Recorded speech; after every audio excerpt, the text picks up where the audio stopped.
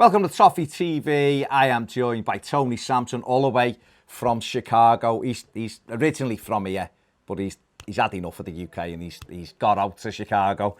Tony, welcome to Toffee TV. Thanks a lot, mate. Thanks for having me on. Superb. Tell us a little bit about how a lad from here ends up fronting Chicago Toffees. Well, like you said, I'm a Scouser, so I grew up in Garston and Egberth, so that's where I spent some of my younger years. Became a Blue through my dad, like lots of Blues do. So he started taking me. I think I was about 5 or 6 when I first started going. And Gordon Lee was our manager then. They were bad times, even though I was still a little bit young to realise. And again, like loads of Blues, you get hooked, don't you? You want to. It's a very, very, very difficult thing to separate you from, and I've got my dad to thank for being a Blue. So that's what it was. I actually moved away from Liverpool, sort of with study and with work. So I haven't actually lived in the city for 25 years. I've been sort of all over the place, Yorkshire, London, and just outside London. And then, like you said, about a year ago, I got the opportunity to come out to Chicago with the family.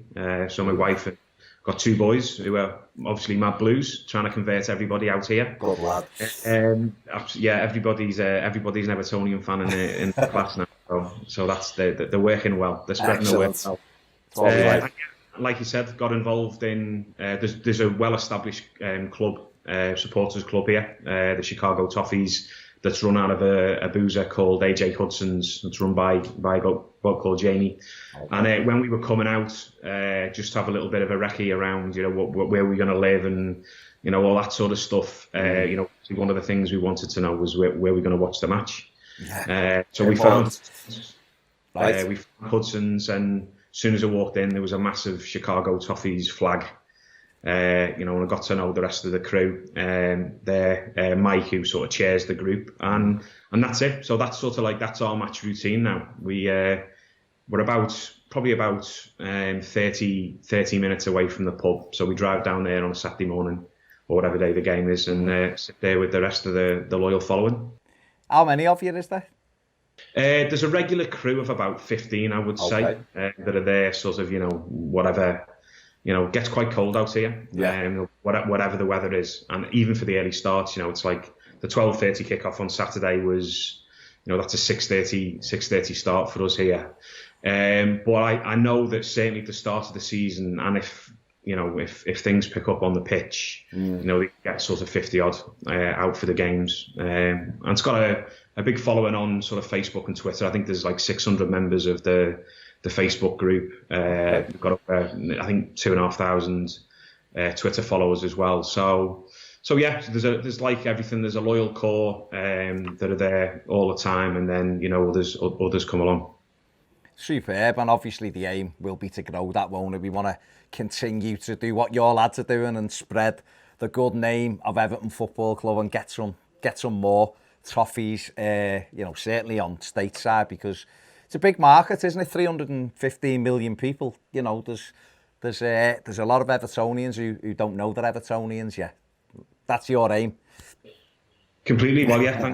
Thanks for the task. But no, I think you're right though. I think apart from sort of the population, I mean, there's over 40, 45 supporters clubs right across the US. So like the Chicago Toffees, set up in similar ways, and depending on the location, some have got more there. And, the fans involved in that, again, they go, there's kids like mine, that get involved, all the way through to, to the adults as well. But, I think, having been out here now for a while, I've really been struck by the sort of strength of passion and feeling that the US Blues have got out here. Now, whether that's sort of Scousers like me that have moved out here, or those that have chosen, to take Everton as their team, and they've been very deliberate about that.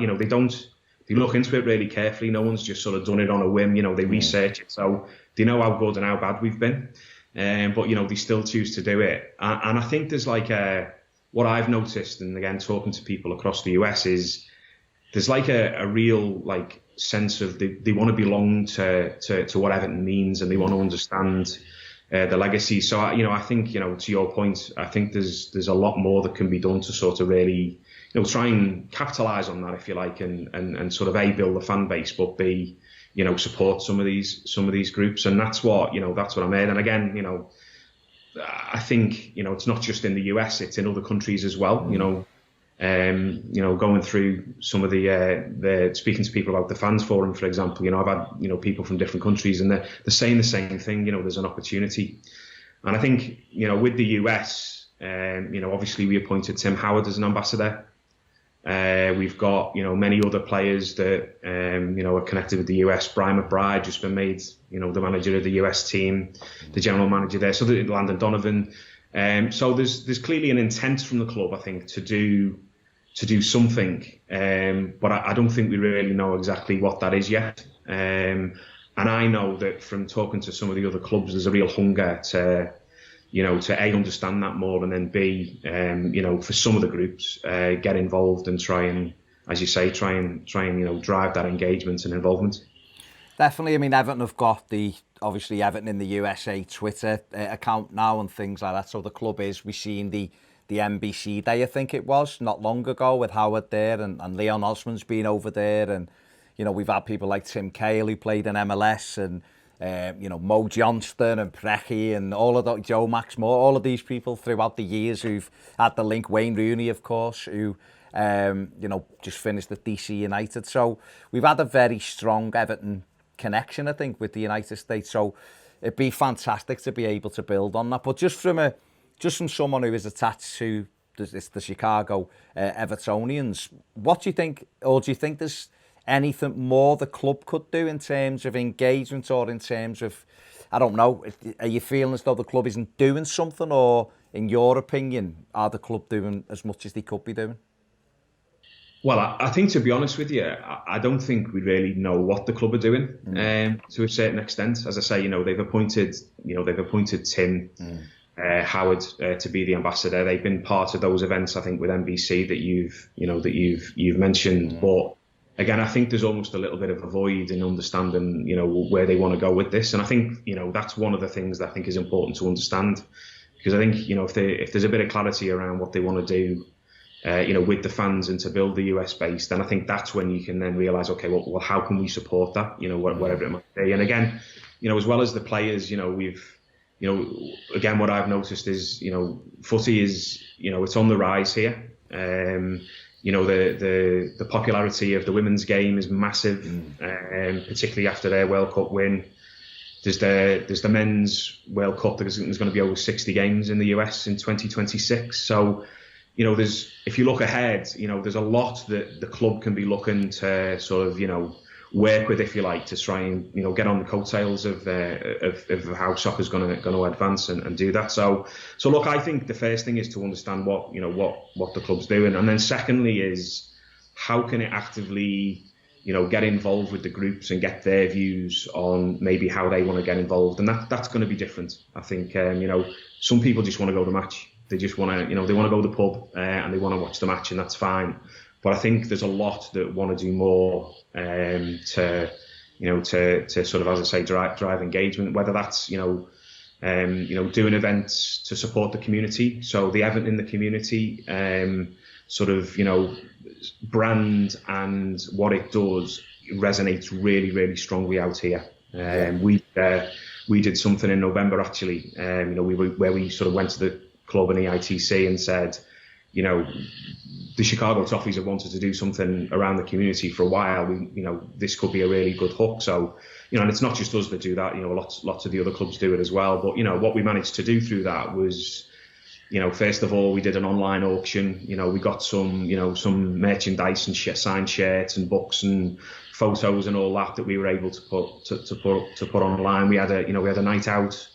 And it managed to sort of drive new members to the group, because they were being part of something that they wanted to do, and also in that particular case, it was doing a bit of good as well. So we managed to raise $3,000 that night, and actually the good thing about it as well is because it was an online auction, it meant that other Blues could also get involved across the US, and lots of them did.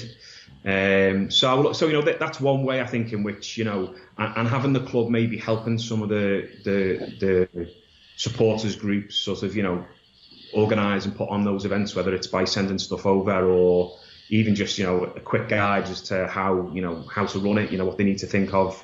I think they're things that will not just engage people, but also it'll get others involved, hopefully. So I think that's that's one idea. I think the other thing as well is that my two lads both play out here, and there's a very well established soccer network at youth level. It's really, I've been so impressed with the levels of organisation in parts of the city. The well drilled, proper coaches from under 6 all the way through to under 19 boys and girls.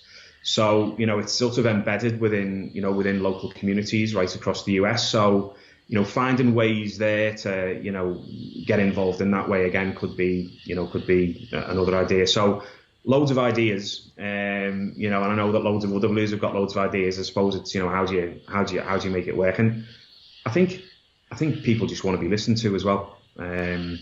There's been some great groups here in the US, Everton USA. I'm sure you know some of the people that have been involved in that. They've done a tremendous job in sort of helping organise and get involved. But I've spoken to a few people since the fans forum stuff started happening, and they're like, we don't know who to go to, we don't know who's making our case, and we certainly it's sort of a bit mixed in terms of the feedback we get. So I think I think they're all on the list.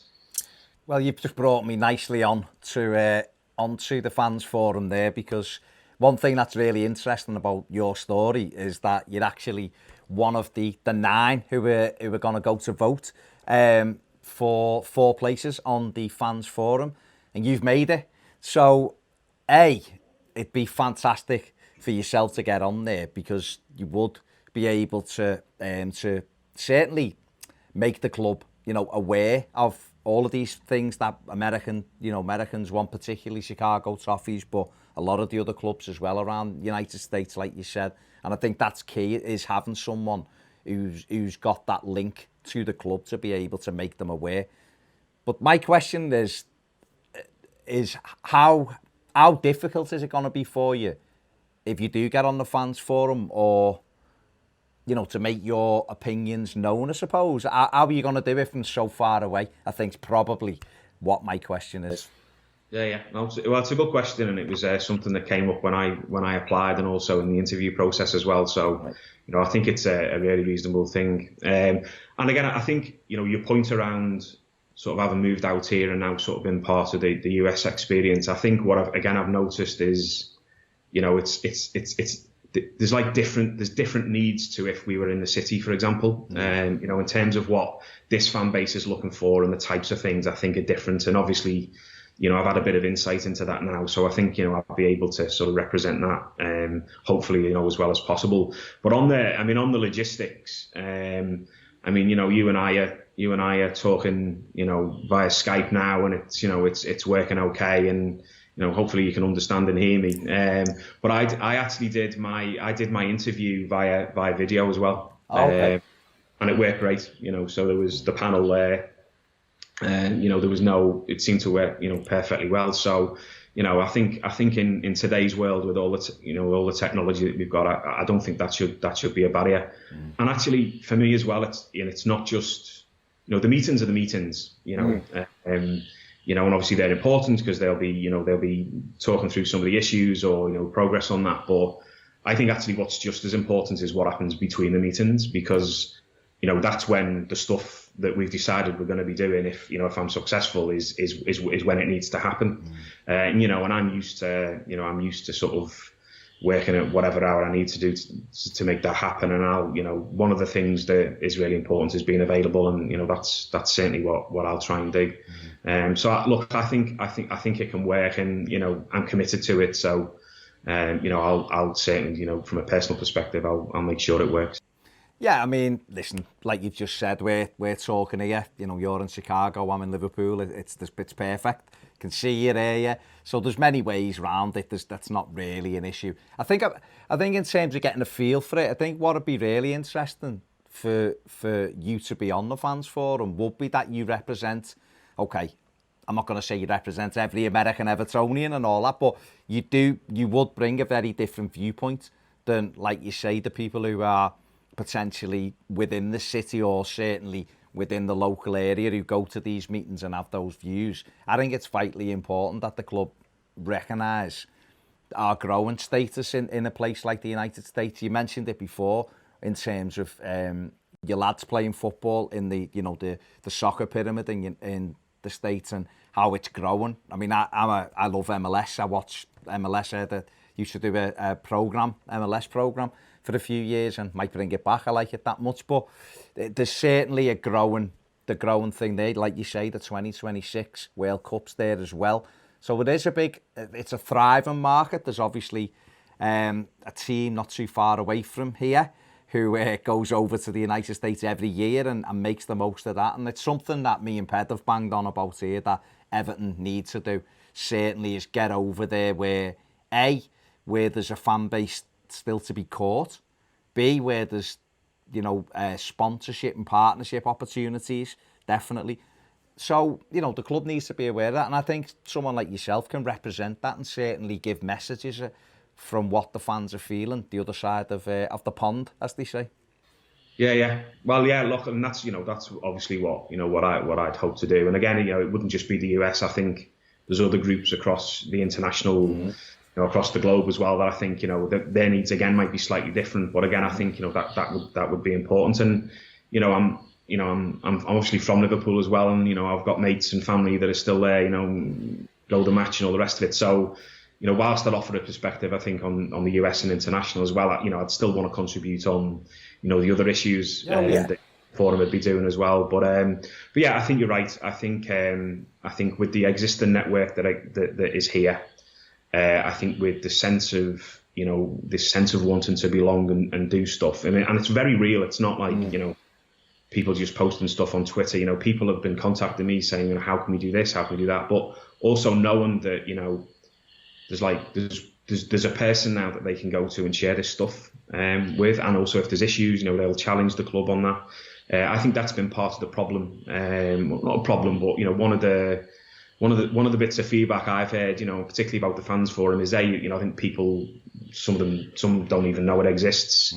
Secondly, people are maybe a little bit unclear as to what some of its sort of priorities are, and then thirdly, they don't know who to go to anyway.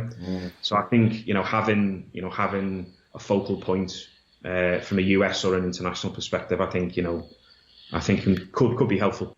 Yeah, I definitely agree, and I think it'd be brilliant, and hopefully you'll be successful, and people will get behind it, because I think it'd be a nice kind of bow to the fans forum, for them to have like an extra angle on it. I always think that helps to try and hit as many targets. And you rightly say it's not just about the United States, but the fact that you are living there now and you're representing that, it also would give them an insight into maybe what other international fans are thinking as well, and maybe reach out to them. So I think it'd be a fantastic thing if you got on the fans forum, of course, and the vote, I think, starts on Friday. Is it open on Friday? Is that correct? Yeah, so open last Friday, the 7th, until the 21st. Oh, okay, so 2 weeks, yeah. It's on the main website there, and you can look at the candidates and what they've got to say, and then vote. Excellent. So everyone who's watching this, make sure you vote for Tony. And finally, so what is there an Italian community in Chicago that's waiting to be picked up as Evertonians now that Carlo Fantastico's here? Absolutely, there certainly is. There's a big Italian community out here. So yeah, there's a very famous pizza restaurant called Lumo Natti's. So it's the really sort of thick, big, deep pan. They're called pies here now. They don't call them, because it's like a pie. So it's everything. So yeah, we need to. And look, I think that's the other thing is, with like the new team, with the new management team, the stadium move, obviously on the pitch, like we're having a little bit of a we're doing all right at the moment. So again, I think these are all things as well that can help get people involved. Oh, definitely. Listen, it's coming into the summer transfer window as well, with Ancelotti in charge, and new players will be coming in, and we've got obviously Richarlison and Calvert-Lewin doing great. I think it's a brilliant time to try and reach out and get more Evertonians and capture the imagination of the younger Evertonians, as your lads are so brilliantly doing in their schools, flying the flag for Everton. So I think it's a fantastic opportunity. Yeah, no, it'd be great. Well, I'd love to have the chance. I would genuinely be, I said it in my bio on there. I'd genuinely be honoured, if I got the chance to do it. So, fingers crossed. Fingers crossed for you, mate. Make sure you give Tony a vote there. It only takes a second. Get on the Everton website and vote for Tony. Listen, Tony, thanks very, very much for joining me, taking time out your day there in Chicago. What's the weather like there at the moment? It's -3. Okay. It's -3 and my boiler's just packed up. So I've got to get onto that after I've spoken to you. Right, okay. It's not going to make you feel any worse because it's about 2 degrees here and it's windy. We've got a storm which Americans will probably just laugh at because it's not a real storm. It's just a little bit windy. It's a bit windy. Yep. Well, there you go. Yeah, it's one of them. Anyway, listen, thanks very much for joining us, Tony. Are you on Twitter? Yeah, so I'm on @EvertonChicago. Okay. So that's the Twitter handle for the group. Give that a follow. So that's the main one that I'm sort of doing stuff, not just on the fans forum, but obviously for for the group. We've got a lively Facebook community as well. So yeah, we're all over the place. Excellent. Make sure you give that a follow and be active on Facebook with the Chicago Toffees. Like I say, big thanks for Tony for joining us today, and good luck to in this election for the fans forum. Thanks very much, mate. Take it easy. Speak soon. Cheers.